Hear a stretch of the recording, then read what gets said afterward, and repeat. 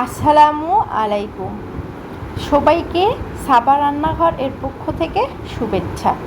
আসলে আমরা যারা শুটকি খেতে ভালোবাসি তারাই একমাত্র জানি শুটকি দিয়ে যে কোনো তরকারি খেতে কত ভালো লাগে।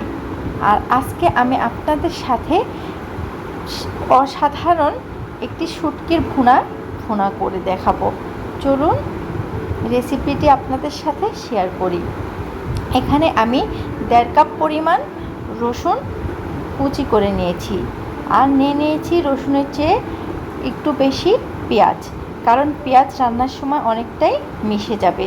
আর পেঁয়াজগুলোকে আমি একটু মোটা করে কেটে নিয়েছি, আর খুব ভালোভাবে পরিষ্কার করে 5-6টি পুঁটি শুটকি নিয়ে নিয়েছি।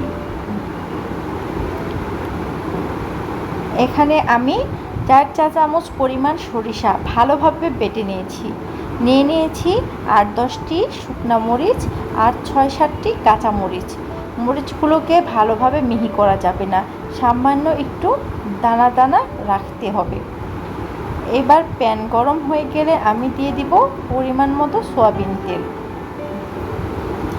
তেল ভালোভাবে গরম হয়ে গেলে আমি দিয়ে দিব পেঁয়াজ কুচি। এভাবে সমস্ত উপকরণগুলো আমি একসাথে দিয়ে নিব। ঝাল আপনারা আপনাদের প্রয়োজন মতো নিয়ে নেবেন। এবার আমি দিয়ে দিব 1 চা চামচ পরিমাণ হলুদের গুঁড়ো আর 1 চা চামচ পরিমাণ মরিচের গুঁড়ো। শুটকির ভুনাতে কিন্তু ঝাল বেশি না হলে খেতে ভালো লাগে না।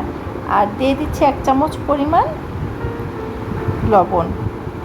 ভালোভাবে 5-7 মিনিটের জন্য আমি নেড়ে নিব। তারপর দিয়ে দিব পরিষ্কার করে রাখা শুটকিগুলো।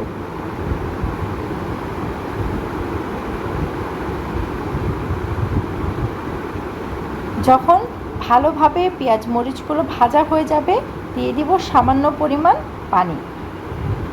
পেঁয়াজ মরিচ কিন্তু সিদ্ধ হতে খুব বেশি সময় লাগবে না, আমি কিছুক্ষণের জন্য ঢেকে দিয়েছি।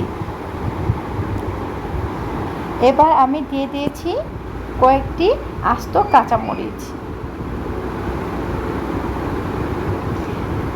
এইভাবে যখন পানিটি শুকিয়ে আসবে আর লাল লাল হয়ে আসবে, তখন শুটকিটা নামিয়ে নিতে হবে।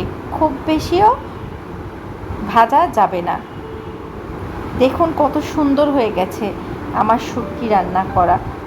আশা করি আপনাদের কাছেও অনেক ভালো লেগেছে।